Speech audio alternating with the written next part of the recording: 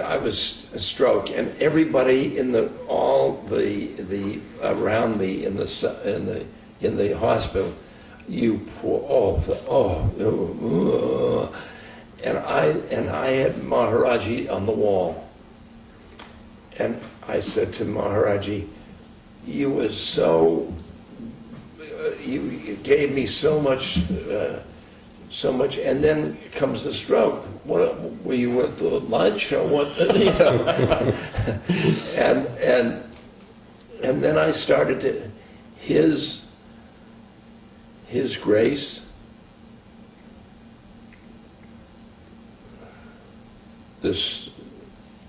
the grace. And so I kept bringing them together and bringing them together and bringing them together. And then I got this concept, fierce grace. Well, this is fierce grace. Yeah. And have I learned some things from this thing? What would you say are some of the most important? Well, for example, before the stroke, I wrote a book with Paul Gorman, How Can I Help? I can help. Now, if I write a book, it would be, How can you help me? Right. So there's a great humbling that has... Great humbling and dependency. Yes. And these were things I was so... resistant to. Resistant, but then I was silent for a while because and it wanted, and the silence was so golden, so golden. You didn't have to speak. I didn't have to speak. Yeah, yeah. You had said at one point that that meditation didn't.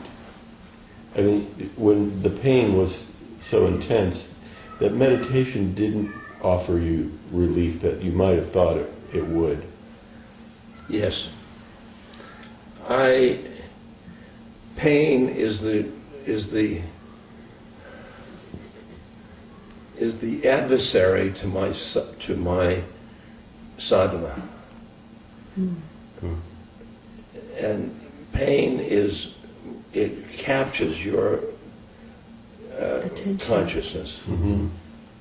And when I get pain, I get caught in the pain, and then I'm caught in the pain. Right. He's caught in the pain. It's your pain. Yeah. And that pain goes distant from me.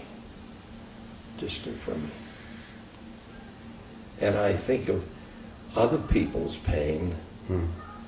That's the one we're dealing with. Other people's pain. But I think the question is, why is there some pain? And I have, because I'm a guru and stuff, I have a surrender. And the one is farther up the mountain than me. My mind, why does that suffering? Oh, Jesus. That's with empathy.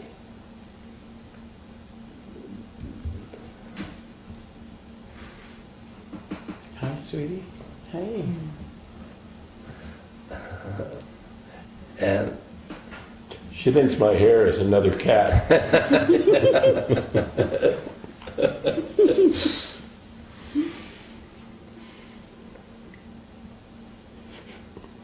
but that empathy is one-to-one.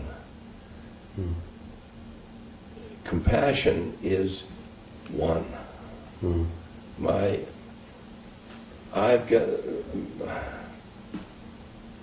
there's a fellow that's got AIDS, and his family doesn't speak to him, and he's broke, and he's got all his skin is falling, and when I go into his room, I used to go in as a caring person, a caring person. Then I went into his room. I'm soul and he's a soul, and so I said to him, "What's the incarnation like?" And he tells me. I tell him how my incarnation. How's your incarnation? And he's getting, because I'm mirroring his soul. And his soul doesn't have to suffer. Mm-hmm.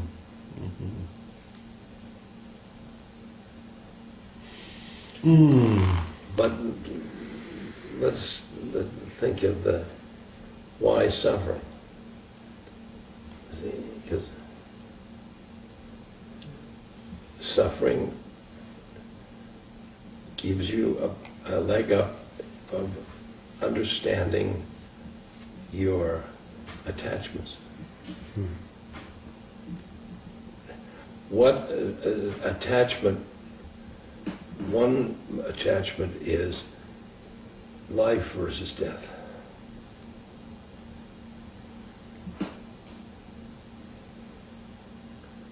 I've gotten into that sitting with people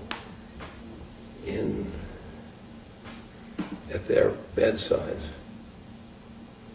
and I see that it comes, that everything around them, there's pictures of a family, the doctors, the friends, everybody is saying, come on, come on, come on, come on. And there's nobody there saying, you're going through a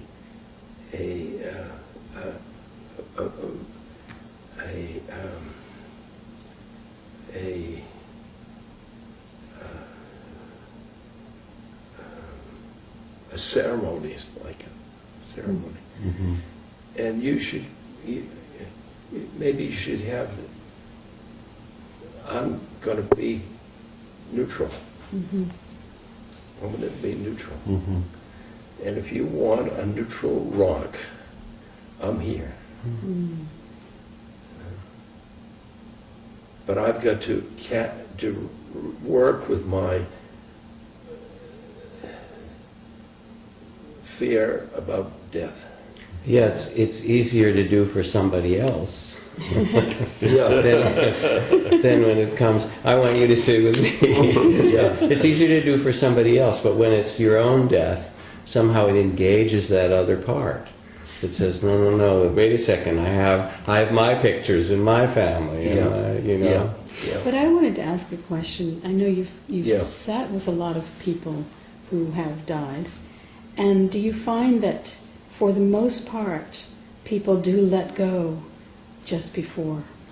Like, do you find, it's been my sense, my cousin I found out today just died a few days ago. I don't know, I didn't hear the details of who was with him or how that passing went, but he had just had a horrible operation, was on life support. He probably wasn't very conscious, but it's been my sense when I've heard of other deaths, everyone I've heard about, there comes a point where they do just let go. Do you find that? Yeah.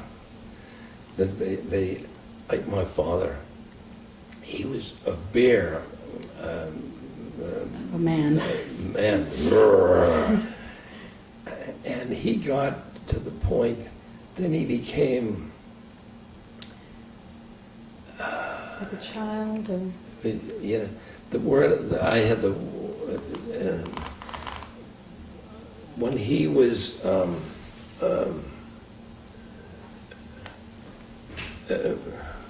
in his early years, and he and I would sit out at his golf course at Bisbee, and there was one night a beautiful sunset. So I said, "Dad, isn't that beautiful?" And he said, "But you see how beautifully it cut." the lawn, you mean? The lawn, because he just cut the lawn. That's who he was. Yes. But now he's 94, and he's in bed, and I'm holding his hand, and this beautiful sunset, and Rich, isn't that beautiful? See that, the Yes. church. Yeah.